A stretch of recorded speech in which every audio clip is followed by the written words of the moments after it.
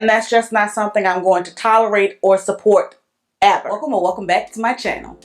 Hey, it's already been a rough year and it's only June. In a sense, I feel kind of guilty putting out content, but in a way, this is my self-care. I consider this a creative outlet, so let's just get on with it. Today, I want to talk about some products that have not necessarily made a positive, lasting impression, and these are products that I plan to never buy again. So I'm going to go in wash day order. I'm going to start with cleansers and end with stylers. So the first product is the Miche Beauty Cleansed Moisturizing and Cleansing Sulfate-Free Shampoo. I know I have a previous video where I kind of raved about how cleansing this product was and that it didn't strip my hair. But then I found as I continued to reach for it over time, it stripped my hair.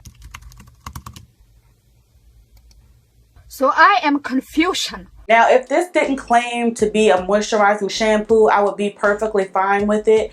But the fact of the matter is, it ain't moisturizing, at least not for me. I find that when I use it, my hair feels like hay. And even though my scalp is nice and clean, my hair is straw dry.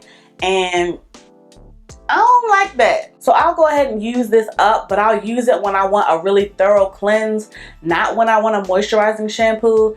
And I'm not going to be able to repurchase this. The next product is the Pattern Hydration Shampoo. This is kind of the same scenario as the Miche shampoo. This claims to be hydrating and cleansing at the same damn time. And it's just not. This is extremely stripping. This is also another product that I would use when I wanted to clarify my hair. I actually used this shampoo the last time before I straightened my hair because I knew it would remove all of the oils and butters that I had in my hair.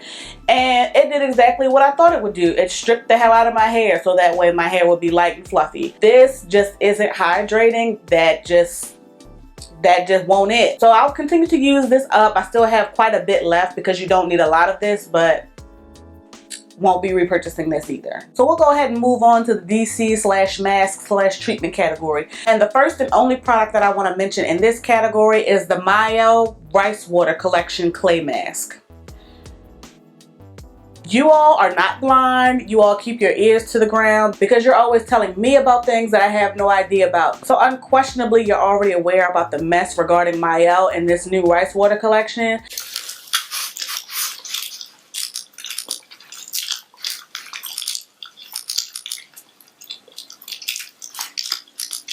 This wasn't necessarily a bad product for me, but that whole back and forth mess on social media left an extremely bad taste in my mouth, and that's just not something I'm going to tolerate or support ever. So once I use these up, you all know I bought 2 of these. Once I use these up, not repurchasing. The next mask is going to be from the Main Choice, and this is their POW Collection mask, which I also have a video on this as well. This also wasn't necessarily a bad product. While this deep conditioner gave me decent slip and moisture, it wasn't really anything about it that wowed me. It wasn't bad, but it wasn't great, and it's expensive, so it's definitely not something that's on my radar to reach for or to repurchase. So that wraps up the mask/treatment/deep conditioner category. So next I'm going to go ahead and roll into the leave-ins. The first product in the leave-in category is from Miche Beauty as well. This is their Lavish Leave-In Conditioner, and we hate to see it.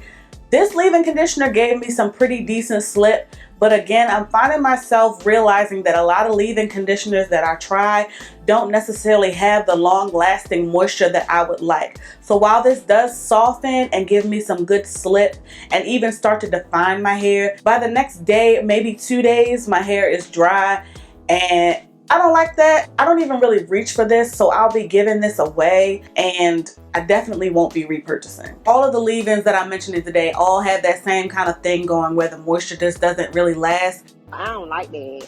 Next up is the Melanin Multi-Use Softening Leave-In Conditioner, and I just used this in my most recent video. It gives me a good boost of moisture initially, but again, it's just not long lasting. What I can say is this is going to be an excellent pre-poo or rinse out conditioner because the slip on this is unmatched. I really enjoy how well this detangles my hair, and I also really enjoy how this makes my scalp feel, but I just don't see myself repurchasing it solely for that purpose. Not to mention shipping is $10 damn, and I ain't with that. So sorry girl, not going to be repurchasing this. Next up is another product from the Main Choice, and this leave-in is also from their Pile collection. Also have a video where I use this. Again, same thing. It's very slippery and moisturizing going on, but the moisture just didn't last. After I filmed my Pile collection styling video, my hair was still defined, but it was so dry and it was so flaky. I'm going to try this leave-in again where I layer a butter or an oil over it and pair it with other stylers to see if it flakes. But let's not forget that the Main Choice is not cheap and they keep giving us 8-ounce leave-in conditioners.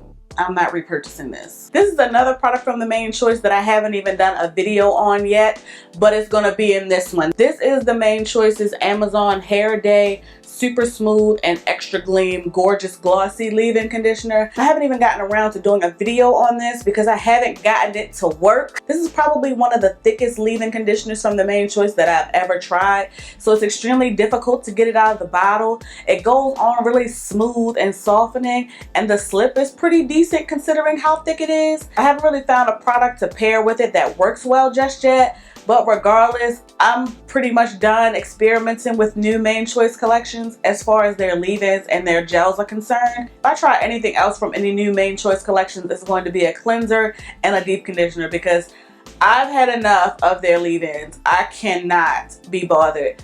This I'm going to keep experimenting with, but once I'm done, I'm done. Last up in the leave-in collection is another product from Mielle, and this is their Rice Water Collection's Moisturizing Milk. Wait a minute, what's this?